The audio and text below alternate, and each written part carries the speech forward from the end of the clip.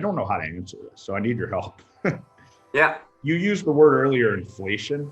That's Yep. another one of these hot topics we're talking about. I'm just a simple real estate agent, man. What are we talking about here, and how does that affect mortgage rates, buying a home? Give me inflation 101 if you can, assuming you can. Yeah, I mean, so really inflation is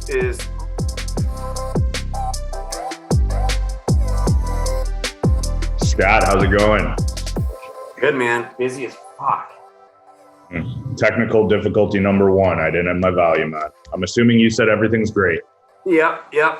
You're gonna have to carry your weight here. We had a little bit of a office night out last night, so I'm dragging a little bit. I love it, man. I love it. Good times. Yeah. Well, what are you gonna do? We only get the Scott Schneiderman on the schedule so many times. I had to roll out of bed this morning and get here. So I'll let you introduce yourself in a minute, but just to kind of preface what I'm doing here, starting, with real estate television being all the rage right now, selling Sunset. What else do we got? Am I missing? Selling Tampa, $1 million listing. Oh my gosh. Oh no. What is Ben? Oh, look at this guy. He comes in early. Party. He crashes the party. So Ben, I was just explaining, with selling Sunset and all these television shows, I've decided to go ahead here and roll out my own show. This is episode 1. What are we calling it? I don't exactly know what we're going to call it, but I do know one thing. Sebastian, our great media producer here, is going to have a unbelievable intro to it with Justin Bieber just blaring in the background. Aren't we going to have licensing isloissues? You end up in jail for your little podcast with Scott? Is there going to be a licensing issue? Probably, but we'll figure it out. All right, Ben. So that's the idea, do 20, 30 minutes here. We'll have a different guest each week, but I really wanted Scott to be our first guest. Reason being, Scott and I have these types of conversations on a weekly basis in our private time. So it kind of gave me the idea. So Scott, why don't you go ahead and introduce yourself, and then we could chum it up a little bit on what's going on in the lending world.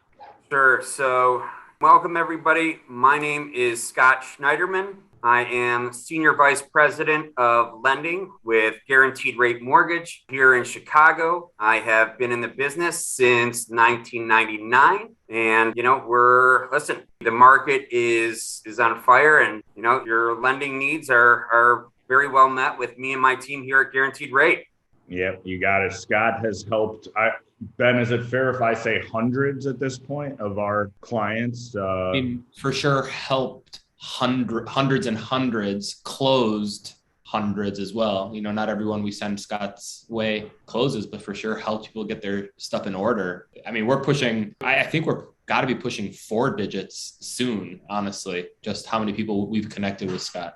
Yep. And one of the things I really like, and I think we'll see it in this conversation here, Scott's going to always give it to you straight, right? We're not always going to, I think today we're going to have a bit of a rosy picture because things are pretty good. But, Scott and I have had plenty of conversations when the lending climate is not quite as good. And that's something I want to get into. Scott, can you just everyone hears on the news or their parents talking or whatever, social media, whatever it is right now with interest rates, right? They're going up. What is the reality? Where are we now? How do you see the rest of this year shaking out? Snapshot January 27th first, and then extend.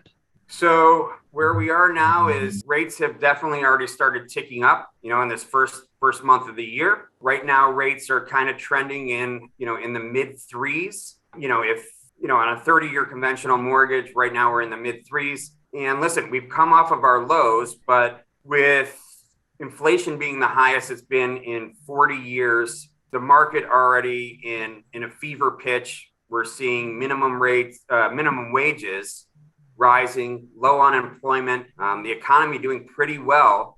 Rates are going to start rising to battle these economic factors. And this year, the Fed is signaling at 3 to 4 rate hikes. Usually that's going to be a quarter point. The first rate hike is likely to come this March. However, we've known this is coming for a while now. And we've already seen kind of an uptick again this first month of the year to where a lot of this information, this data has kind of already been embedded into the market and in anticipation. So do we forecast rates rising throughout the year? Yeah, it's probably likely, but I think again, we've absorbed some of this already into the market to where I think we might see kind of a steady, a little bit of a steady kind of footing right now, at least for the first quarter. Yeah. And one thing I kind of want to throw out there, because I know for a fact they may have stopped watching by now, but I theoretically have a few friends that are watching this who are starting to get this pounding in their chest as you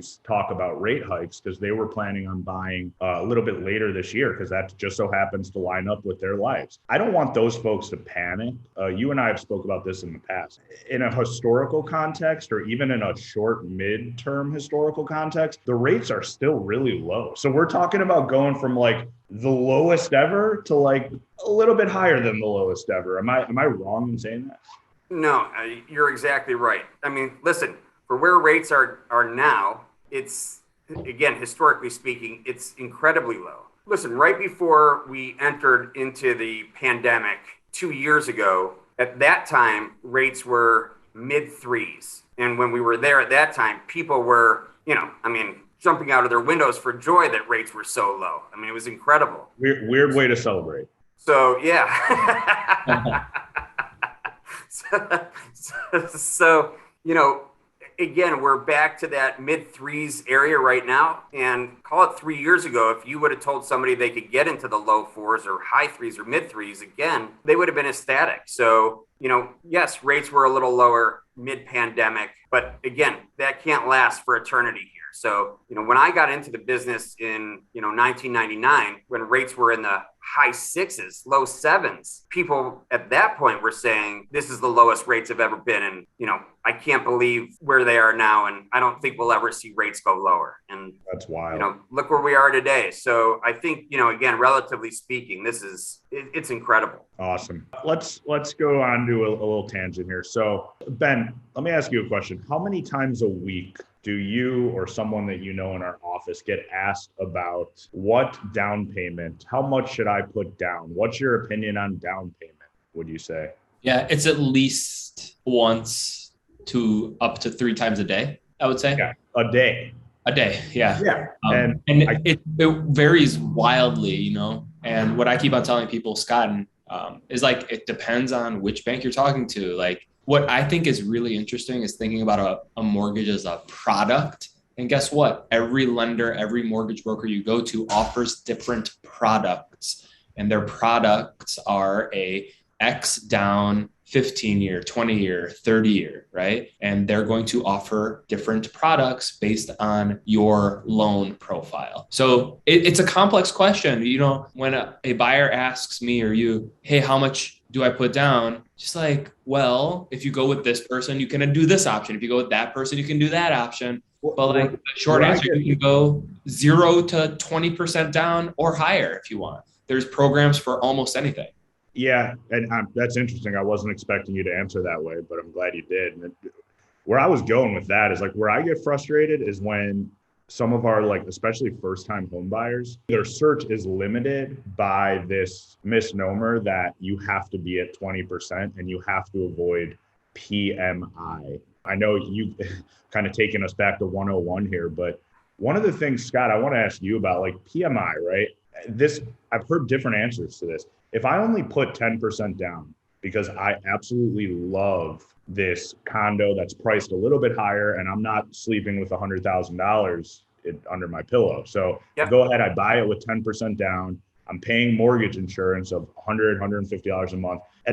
If I get a bonus or a raise or, Ben gives me a gift, can I go ahead and pay the principal down a little bit in the next couple of years? The answer is, if you have PMI, once you reach 20% in equity, that PMI that monthly amount is going to come off. So it's going to drop off of your monthly payment.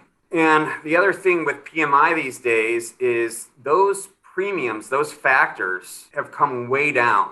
6-7 years ago, where PMI was hundreds of dollars a month, with good credit these days and with the factors of coming down, PMIs become way less expensive to where, listen, if your money is in the market and it's doing well for you, you might want to consider putting 5% down or 10% down rather than 20, because, it's better to borrow money from the bank at such a low rate, have a little bit of PMI, and keep that 10 or 15% in the market and, cranking at a high rate of return. Forget even in the market, Scott. If I'm borrowing at 3.5% and I'm simply keeping 6 months of emergency or living funds in my bank account, that peace of mind that I'm able to go to sleep with, I hate to use the term, but we've used like being house poor is not a fun thing. So if I could borrow another 10%, I don't really care what mom and dad are telling me. I'm sorry. I'm glad they were all able to put 20% down 30 years ago and life was great. We live in Chicago. It's expensive as hell. A lot of times we go paycheck to paycheck. Put 10% down. Who cares? Pay your PMI. And then, is Ben clapping? Thank you, Ben. And then you know what? Like, life changes. You get a promotion, you get a bonus. You click on that little button on your online portal with guaranteed rate and you say pay an extra principal payment, right? And you put another $20,000 towards the principal. You call guaranteed rate, you call Scott, he'll help you, and you get the PMI removed. Life goes on. Everyone at home, think about what you spend. No, Ben, I'm angry now. Think about what you spend $150 a month on, the stupid shit you spend $150 a month on, and everyone wants to freak out about PMI. All right, I'm done. Ben? I think going back to the original question, how much should I put down, Scott? It's not like you should put down 5%. You should put down 10%. It's a much more complex equation. Like, how well is your money performing? And Lord knows what. What is the opportunity cost of that money? It's just not as simple as you should put down X. Everybody's financial pictures are different. Where their money is, what their money's doing, how much money they have. Their situations are all different. So there's no right or wrong answer of what should you put down. You could put, depending, as little as 3% down, and then you could put down 20% or more. Again, just kind of, what do you have as a down payment? Where is your money? Where do you want your monthly payment to be? Go ahead, Ben. Oh, he left. Oh, sorry. I thought he was signaling. Yep. Fun question. We'll try to get him back on at the end. Scott, one thing, someone actually just pinged me asking me about, and I have to be honest, I don't know how to answer this, so I need your help. Yeah. You used the word earlier, inflation. That's another one of these hot topics we're talking about. I'm just a simple real estate agent, man. What are we talking about here, and how does that affect mortgage rates, buying a home? Give me inflation 101 if you can.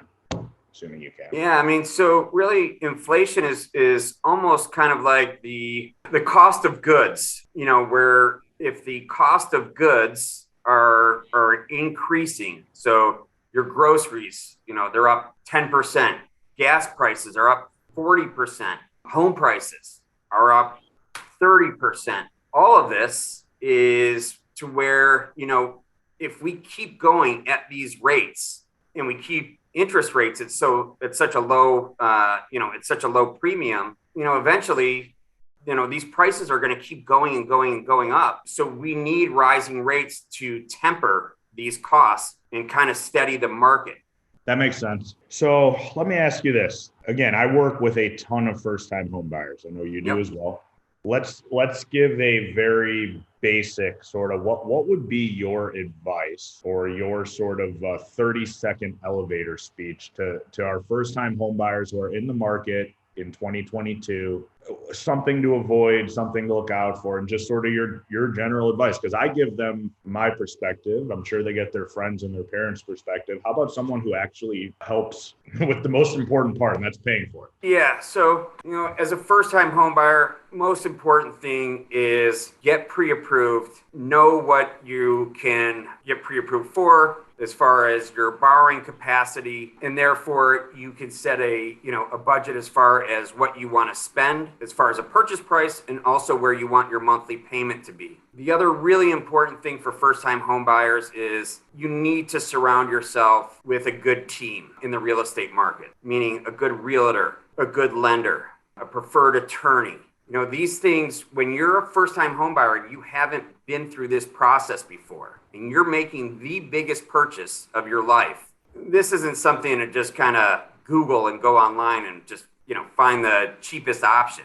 You want to surround yourself with the best team that is going to have your back as far as giving you all the pertinent information and providing you with the best experience and expertise to go through this transaction. Scott, getting that pre-approval, is that going to cost me any money? Is it going to ruin my credit score? Am I committing to anything? It just sounds like a lot. Good question. And no, there is no cost to get a pre-approval. That's part of the service that we offer. And with relation to your credit, when you have your credit run with a bank or a lender, really it's going to impact your credit maybe three or 5 points versus where if you go out and get a new credit card or take out an auto loan, that'll be much more impactful, maybe 15, 20 points or so. So it's very low impact to get your credit pulled. And the beginning pre-approval process is, it's a no cost fee. Scott, what's your favorite steakhouse in Chicago? I've got to go with Joe Stone Crab. Hands down, you can't go wrong. You can't. Fantastic steaks. If you're a seafood guy, Seafood Tower, their stone crab, their, Alaskan cream crab, you name it. It's always a great atmosphere. So can you disclose if you've been given a free meal or paid to say that? I feel like you have an angle to everything, I feel like, and I'm suspicious. I know a few people there because I frequent There often. it is. Can you introduce me, please? I will, but this is not a paid advertisement. All right, very good. What else we got? You got anything for me? Anything I could help you with? I'm out in the streets every day looking at inventory and helping people buy.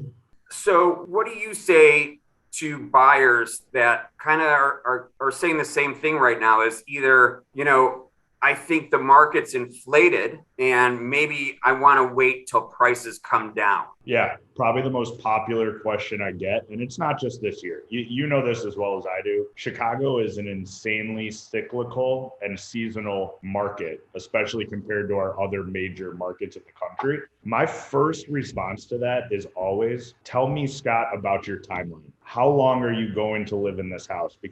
Or this condo, whatever it is. The wider that time frame gets, it's just like the stock market, man. Like when I invest in stocks, which I do lightly, I'm not trying to find the perfect day or the perfect week. I'm dropping $100, in Amazon, and I'm hoping Amazon 10 years from now is worth 3 times what it is today. Now, if I was planning on selling that stock in a year, or if I'm a day trader, which I would have no idea how to do, then I really got to stop and think about my entry point. So are we in a seller's market in this moment in time? Relatively speaking, yes, we are. So first of all, if you only have sort of that 3 to 5 year timeline, we do have to be a little bit more careful. Under 3 years, I almost tell you go rent, quite frankly, right. Unless you're getting a great deal. So I'm not always telling people buy. I mean, 90% of the time it is the better choice. But if you're in that 3 to 5 year window and you're in a hot market like it is today, what I suggest is you sit down with the people important to you and hopefully,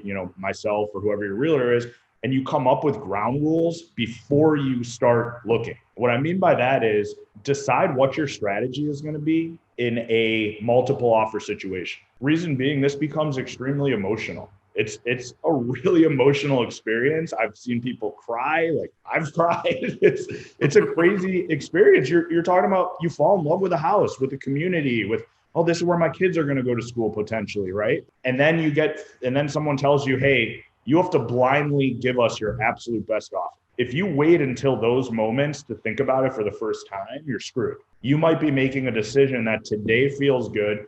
3 years later, you call me to sell your house and I have a pit in my stomach because I remember we went crazy to get the place. If you're going to live in the place for 7 years, 10 years, or if the building or house rules allow for you to keep it as an investment, that's a different conversation. In that case, we could go crazy. Let's go 10% over asking price, because 7 years from now, knock on wood, you should be okay. You've built equity, you've paid the principal down. And guess what? If you're not okay, we'll rent the property out for you. And worst case scenario, you've moved on. and now you own a real estate investment property. Sure. So it's not I just gave you a 10-minute answer to one of the most simple questions, but I really don't think it's if you find yourself trying to market time your home purchase, I'm not positive it's the right decision for you in general, but it's most likely what it means we need to have a bigger conversation. And that's going to be a conversation with me, a conversation with your family, a conversation with Scott, like you just touched on. Get everyone's opinion in that team. We're not here to put people in a bad position. I mean, no offense. I don't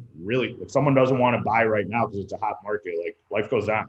I'll talk to you. I love to buy in I always tell people late summer, early fall. I think you find amazing deals. So shoot.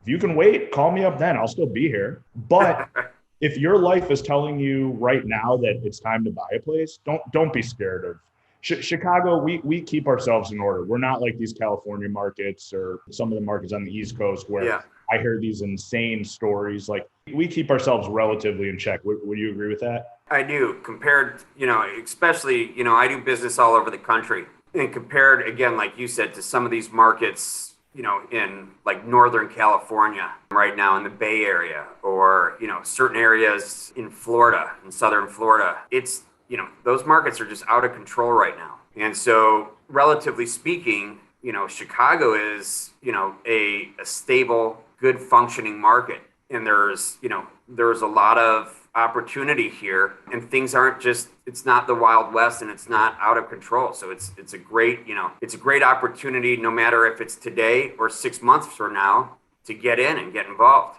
Yep.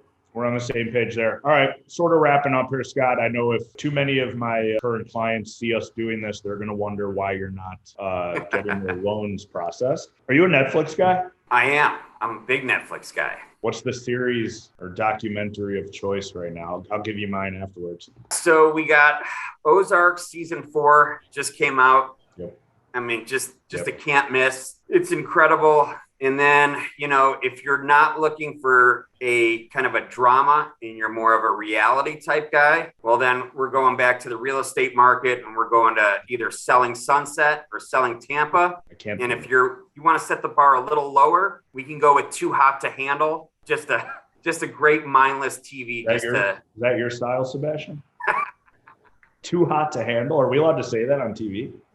Yeah. Scott, I agree with you on Ozarks. I cannot watch real estate shows, to be honest. Back when I used to be in construction, I couldn't watch construction shows.